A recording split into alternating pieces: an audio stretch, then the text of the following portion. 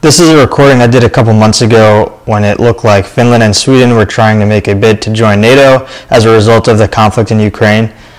As of the release of this video, that hasn't happened, but now that it's becoming winter, Finland has offered to train Ukraine in winter warfare. That's not to say that Ukraine needs help in that area, but it does show Finland's recent drift away from neutrality and closer alignment with NATO against Russia. So what's going on right now in Ukraine is really reminiscent of the Winter War, which was in late 1939 into 1940, eventually leading into World War II. Russia, who was seen as the military powerhouse, invaded Finland, and Finnish soldiers used ambush tactics and light infantry agile forces to delay the heavily mechanized Russian advances. It's actually where the term Molotov cocktails come from. After the winter fighting, a peace agreement was signed and Finland ceded about 13% of its land to the Soviets. Finland then turned around and invaded the Soviet Union about a year later as part of World War II. The point of me saying this is Finland is no stranger to fighting a large-scale war in harsh environments, and we can learn a lot by studying how they train their soldiers to operate in the cold. I sat down with Mike, an old coworker who attended the Finnish Winter Warfare School a couple of years ago. Something that I want to mention is that Mike is a pretty serious endurance athlete. He runs ultramarathons and 100-mile races. He's no joke, and anyone who's had him as an instructor at mountain school knows that he can ruck all day. So when he calls something difficult, understand that this is through the lens of someone who is used to having long, painful days. So with that, I'll pass it off to Mike for a quick summary of his military background. There's a lot to it, but I think, I enlisted in the Vermont National Guard in 2004, so right around 18 years in the Vermont Guard. Spent the whole time in the Vermont Guard, and throughout that time, I joined as a 11 Charlie in the 3172 in the Mountain Battalion, but never really had a chance to be in the mortar section because I went right to Ramadi, Iraq with Task Force Sabre in 2005 and 2006. And then after that, I moved right into the sniper section in 3172. And then late 2007 was when I got my first job at the mountain school, and I spent 13 years there. With various positions, starting out as a supply sergeant and then ending as one of the senior basic course instructors, and then now the ops NCO for Mountain Battalion. So come full circle back to the mountain infantry. Yeah. That's kind of the general gist of my 18 years. About what time of year were you in Finland? I was there in January. It was 2018. So it was dead of winter. Okay, and so what was it like as compared to where we are here in the Northeast? Climate-wise, obviously it's a lot colder there. We were in the Arctic, and wasn't too often I got to see a thermometer, but I know for sure, the high temperatures didn't get much above, 15. Maybe some of the warmest days were close to 20 degrees. Nights dropped down pretty low. Yeah. And then, environment-wise or terrain-wise, it's completely different than Vermont. Big, wide open, flat. Not, there's no mountains, there's no hills. Right. So, the forest there is it's completely different. Tree lines? Yep. Yeah. So there's a fair amount of forest. And it's a much different area. Right. And then also, since being there in January, it was very dark. It was dark. We only had between 11 o'clock and about 2 o'clock in the afternoon, it was almost like dusk. Right. So really no sunrise. It just almost looked like the sun was going to rise for a few hours, and then it got dark again. So it was fairly cold, dark. So much different than here in Vermont. Both climate and terrain. You know, it's interesting because you hear the word Arctic and assume it's one environment, but it varies so much. I was in the Canadian Arctic and there was no trees, and we were basically island hopping in the winter by driving snowmobiles over the frozen sea ice, and the islands rose out of the ice like big hills. So it's interesting that there's such a difference. Is there anywhere in the U.S. that you would compare it to? Let's see. I had been to like northern Minnesota in the winter, and you could ski quite a bit out there. It's pretty, wide open. There's a lot of frozen lakes and terrain that you could ski. So I guess it's comparable to that. So there's no steep slopes that you had to go up or down? There's some some sloping hills that you could ski on, but it wasn't like you could easily avoid any steeper terrain. So then what type of skis were you using? The skis they issued us were very generic. They had like a clip-in, it was a clip-in cross-country ski. Oh, okay. It was a little bit longer and wider than something you would go cross-country skiing, because obviously it's supporting a pack on a soldier, but they were just white skis, not much to them. Yeah. They had a little bit of a camber to them, and they taught us how to wax them. The boots that they issued with them were really basic, just like mud boots, kind of like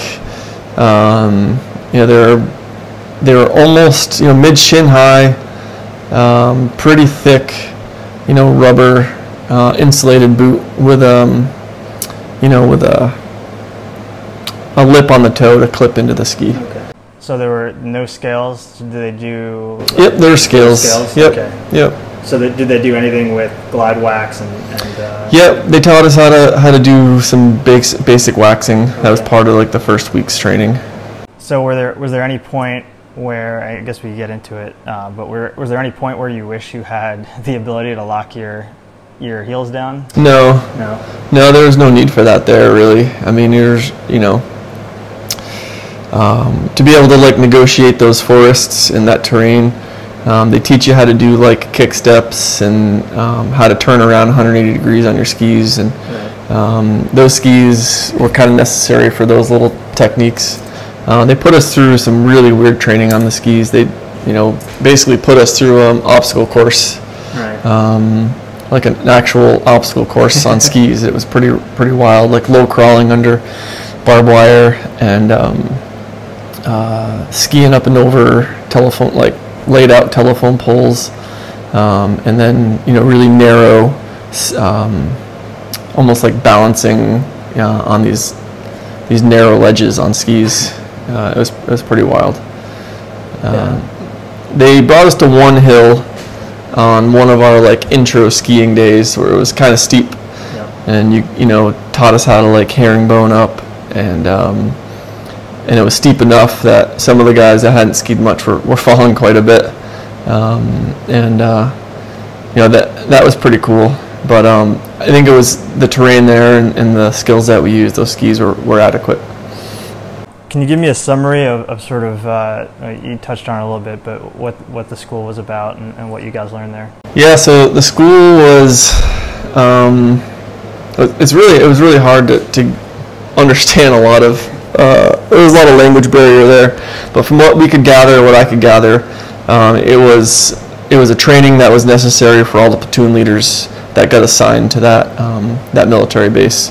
It was just north of I'm probably going to butcher the name. I'm trying to remember how to say it. Sodankyla is the village up in northern Finland. I remember we flew into, I was trying to remember the town names, Rovaniemi, and it was a few-hour drive to Sodankyla, and then it was a little bit north of that village, and it was pretty far north. So any platoon leader or officer that got assigned to that military base had to go through that school. There's also some other partner nations there. There was 2 other U.S. forces soldiers there. So the gist of it was to get them the initial training, to be confident to lead soldiers, to lead their conscripts in the army there. They taught basic skiing tactics, not just how to ski, but how to patrol on skis. So they're basically their battle drills while on skis, and it was all pretty rudimentary skills because there's not a lot of maneuvering you can do on skis. So a lot of the way they do things are different than what we would do in dismounted infantry in the United States Army, but it's because you're stuck on skis in deep snow. So it's a little bit of different skill set, and they also did quite a bit on shooting from skis. Right. So we all had rifles. We carried rifles every day, and we actually shot quite a bit of ammo, both live and blanks. We had one really long day on the range, and they taught us how to shoot while moving. Basically pretending you're on patrol. In all different scenarios, whether you're fully gloved up with like the big mittens, Right. And how to step by step how to doff the mittens, how to transition to a kneeling without just throwing your gloves down in the snow and being wild about it and falling. So it was all pretty controlled, and knowing how to get down on a knee properly from your ski. That's not something you could do with if your heel's locked in or anything. Right. And having that ski, you could really bend down and get down on your knee pretty easily. You don't want to just drop a knee in the snow because then you're sinking there. So you put a knee on a ski, and they teach you all the different techniques. And it all kind of led up to. There was also a lot of survival training. So they put you in the water quite a bit, and then teach you how to make fires. And how to sustain yourself with very little food and a little bit of gear out in the cold environment. And it all kind of led up to an FTX. There's kind of two parts that was culminating. There was the Finnish warrior contest. Again, it had a really complicated Finnish name, but roughly translated to a Finnish warrior contest. And it was a series of events. You were timed. You started on the range and you shot at 300 meters from the prone. You went up to 200 meters, shot from the kneeling, then up to 100 meters and shot from the standing. And then you turned around and went back to 200 meters and shot while skiing away. So you had to basically turn your body 180 degrees and shoot at targets. And you couldn't leave the range until you hit the targets. AK or M4? There are rifles. There's like an AK variant. I don't remember the nomenclature. I should have probably done a little research before. It's pretty close to the AK. And they shot iron sights? Yep. And their budget's pretty low, so they don't have a lot of equipment, but they do really well with what they have. Those weapons were, I wouldn't carry an M4 in those conditions. Yeah. Those things were frozen, dragged through the snow, and they would always shot. No problems. So back to that. We leave the range, and you had to go. I think it was like a 5-kilometer ski orienteering to get to the obstacle course. You had to cross a river to get there, and then the obstacle course was pretty crazy. Kind of explained it a little bit earlier. And then you had to finish off by making a fire and boiling water, and the time stopped when your water started boiling. Okay. Was this a team event? No, No. it was individual. Individual. Yeah, so part of that was also splitting firewood. So it's pretty crazy. And then after we did that, we went into our FTX. The FTX it's pretty crazy, just in terms of what they were accepting for risk compared to what we would do in the United States. There's not many courses that do that kind of stuff. We were out in, basically we worked as a squad, integrated with a platoon. So we had three squads in the course, but we also had an OPFOR, like an actual live OPFOR. There was the local infantry battalion was there training, and they were our OPFOR for the week. And so we would have like the standard miles gear with the tracking devices on us, and we would get daily missions, and we were out for the whole week. We had a conscript assigned to us as a driver, and he was our SUSV driver, And so we'd go out and set up our patrol base, 24-hour security all night, and digging in, fighting positions in the snow, and then moving our base every day. And then it finally ended with this pretty big kind of raid we did on their base, and of course we took a casualty, planned casualty that the instructors were glad to give us, and we had to move that casualty for quite some distance that went through the night. And by then we already had been out for 3 days and hadn't slept, and it was pretty cold. So that's kind of like the point where we're really pushing people's comfort zone, and you can really see where people start to break down when you're that cold and tired and not much food.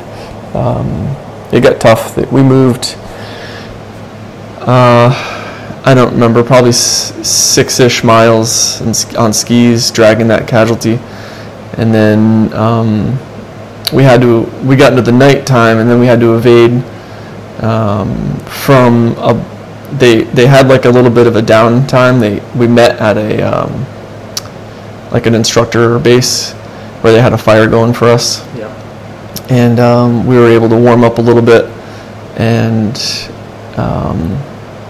then some people even took like a 20-minute nap, and then they broke us out, and there was another evasion exercise where all the OPFOR were ready for us, and we had to get from that instructor base back to our headquarters, basically. So the school had a little bit of everything. Yeah, it was pretty crazy, and we were pretty beat. And of course, I think it was right off the bat, we got busted by the OPFOR, and if you got busted, you had to take a casualty and then put them in the sled to drag. Yeah. So we spent the whole night with one of our guys in the sled, and it was tough. It was a long night. Was it harder for you guys or the person in the sled? He was really cold. He was really, really cold. I felt pretty bad for him. We stopped occasionally when we could and tried to warm him up, but I was thankful. I brought my 7-layer system, and so I was able to give him my big puff and my sleeping bag, and I think we stopped twice to make hot water to put it in his sleeping bag, and then early that morning we got back to our base, and it was like our friendly line that we had to cross to be safe, and it was a river, and I just remember getting down to that river, and we were all just trying to ignore it, but we could see it out the corner of our eyes. They had a hole in the river cut over by where the sauna is, and we knew what that meant. And so we went over there, and they said, all right, who's going in first? The scenario was, as we were crossing the river broke, and so we all had to jump in the river and then start a fire as like pretty much the last thing for the course. So that's kind of, I know that was a really long answer, but no, that was good. That's kind of the gist of the course.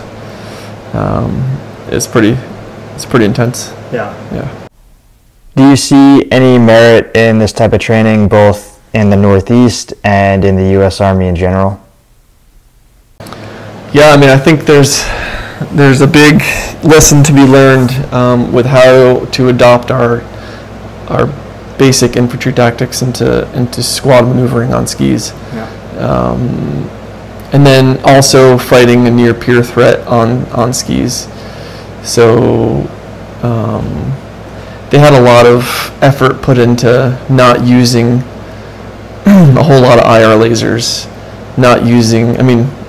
they didn't have a lot of the equipment, so that's one of the reasons they're kind of forcing that. Right. But they use certain techniques to limit the use, so that because they've always been fighting, or had the threat of fighting a near peer or greater peer, so they know, their forces are going to have night vision. They're going to have the capability to see all their lasers.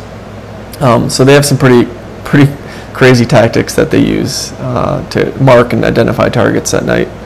That in combination with just moving a squad in snow, and then having the ability for a squad leader to react to contact and take charge of his squad under those conditions is a really difficult skill. That's from what I understand, isn't really taught or practiced well. Right. Maybe it is. I mean, in conventional forces, I don't know where it's being done. So. Well, mountains in general just have a tendency to divide units because of the landscape. And when we're talking about Finland, trying to cover that massive area, yeah, units are going to have to be dispersed. So with that, squad leaders have to be able to be trusted in control of their squads by their own. Yeah, but also just adopting those same skills, and you can't do the same thing on snow. Right. You know, you've got to be in a file as much as possible, because if everyone's in a wedge, right, they're not going to be able to ski that far because they're breaking trail. And then how do you move from a file and into contact? And you know, how do you teach someone to low crawl with skis? right. And there's a lot of that stuff, those basic skills that you put someone on skis for the first time, and it's pretty miserable. Right. Right. Yeah. And it would destroy our soldiers. And part of that too is, in the past we've been trying to teach brand new skiers in boots that aren't stiff ski boots and using outdated bindings. So going up and downhill is tough in that gear, so we always just pivot to snowshoes. Well, Skill. I mean, that terrain is so, you know, on the range isn't really inviting to that kind of, Right. you know, beginner style, like cross country skiing. All the skiing training you see is done on the hill. Like everyone thinks ski training is downhill skiing, Right. but when are you gonna do a lot of downhill skiing when you're running as a squad and Right. in actual warfare in the winter? Right. I think there's some space for it. It's limited, but it's not really as open and easy for that ski training. Right. That's why, like you said, snowshoes are more adaptable to that kind of terrain. Yeah. And honestly, it's probably a much more useful tool than skis itself. It's hard to train a lot of soldiers on skiing in Right. difficult terrain. Yeah. So do you see any room for smaller units or sections to be able to move on skis? I think it would be useful if a whole battalion could learn how to ski. I just don't know how likely it is for Right. them to get the actual training. Yeah. So in my mind, it seems better suited to get a smaller section, snipers or scouts, well trained on skis. Yeah. And then maybe still have the skis. I don't know. It'd be kind of cool to see a little bit of ski training, but like I said, it's really hard to find the space and the opportunity to actually get good training. Like you said, everyone just gets frustrated and no one learns anything, Right. because they're probably getting put in pretty difficult terrain on those skis. And either snowshoes or skis is better than post-holing through waist-high snow. So if you're going somewhere a vehicle can't take you, or you don't have a vehicle, having either of those skills and equipment is better than having none of it. Yep, and their whole operational kind of tactic is the SUSV and using the SUSV as your squad vehicle. So the SUSV is going to get you as far as it can. Right. And it's literally going to carry as much stuff as you can possibly carry on that thing, and then you dismount from there, and then you maneuver onto your enemy or set up your patrol base. But you're probably going to stay within a day or two ski of your SUSV. Right. But in that terrain there, the SUSV can get pretty much everywhere. Yeah, because SUSVs are great for deep snow or frozen marshes and things like that, but once the grade increases and the ground becomes more ice than snow, those tracks just spin in place and you have a hard time driving uphill. So what advice would you give someone going to this school, or someone whose unit is doing a rotation up there, do a lot of cardio or weightlifting, mental toughness, or all the above? Yeah, I think resilience is the biggest thing for an environment like that. But to get anything out of the training, to be physically fit with cardio is probably the best thing. Yeah, you could suffer through a lot, but you need to have the ability to suffer, but also physically able to sustain. Because it was a lot of skiing with being pretty fatigued, and pretty poor nutrition on purpose. It's not because they didn't they couldn't feed us. They just didn't feed us. Right. And so your body gets through a lot, and I think having that mental resilience can really help a lot of people. There was a lot of days where I was teamed up with a guy. He was like 20 years old. He was a Marine he was the U.S. Marine based out of Spain, and this was his first ever anything. Yeah. He was a E1 or E2. And I can imagine just living in Spain, living the good life, and then being sent up north. Yeah, he had no place there, and he had never really been challenged. And he was fit for sure. I mean, strong young Marine, but he was just didn't have the resilience, and it just tore him apart. So that's where being prepared to suffer, I think, is a useful trait. I never really used to think it was, but the more experiences you get like that, you kind of look around at other people that haven't had the opportunity to suffer, and you realize that it actually is good training. When I could look at him and he was just not having it, but I could smile and just be like, "Hey, dude, you're fine," And I think a little bit of that helped him get through some of the days. But. Yeah. All right, so with that, sort of the last thing I have to ask is what direction would you like to see the Army's ski program go in? Oh, I don't know if I have enough experience on what's actually I mean, I should have, being in the Mountain Battalion. I just haven't been in long enough to see what's being done. Yeah. From what I understand, not much.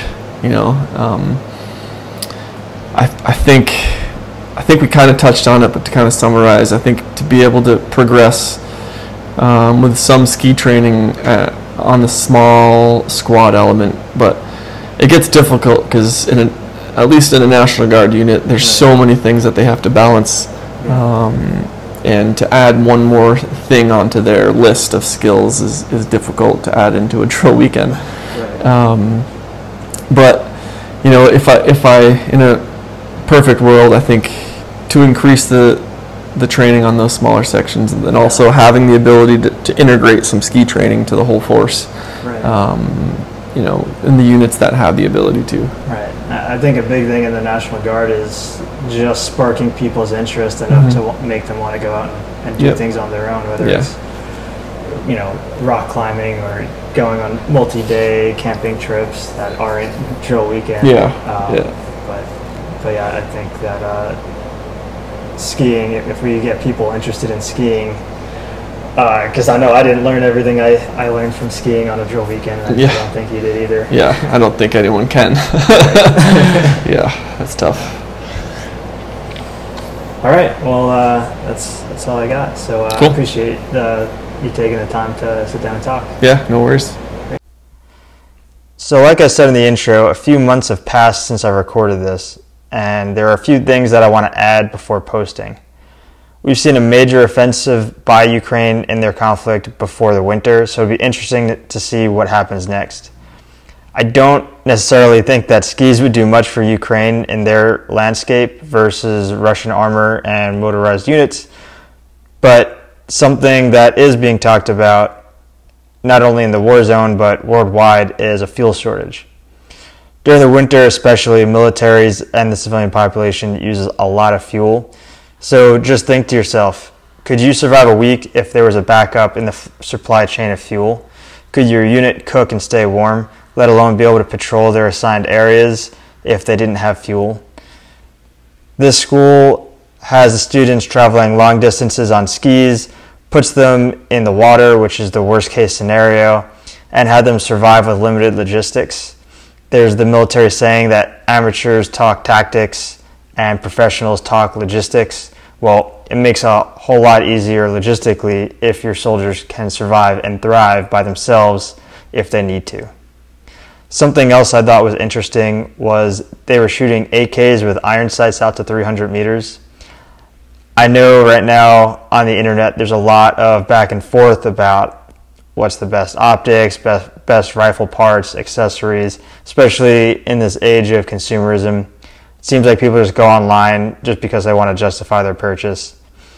There's some environments and scenarios where iron sights are the best choice. Snow and ice and extreme cold can really mess with any optic you put on a rifle. So the solution is really get better with iron sights. When I was in the Arctic with the Canadians, they were using bolt action Enfields with iron sights because that's what's reliable and practical for their conditions. My point is, don't neglect the fundamentals of marksmanship because that will translate across weapon systems and sighting systems. Finally, we talked about using small groups to learn to ski versus a whole company or battalion.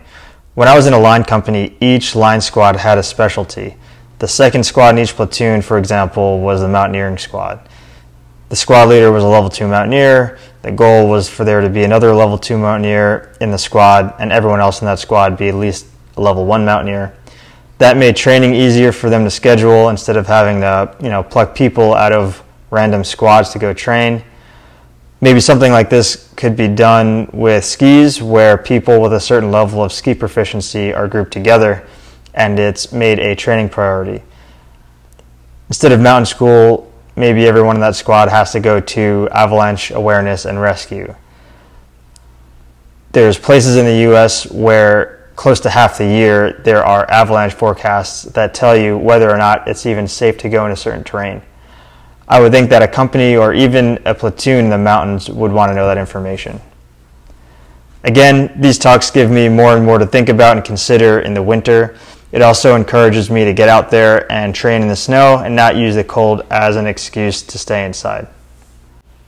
Thanks for listening.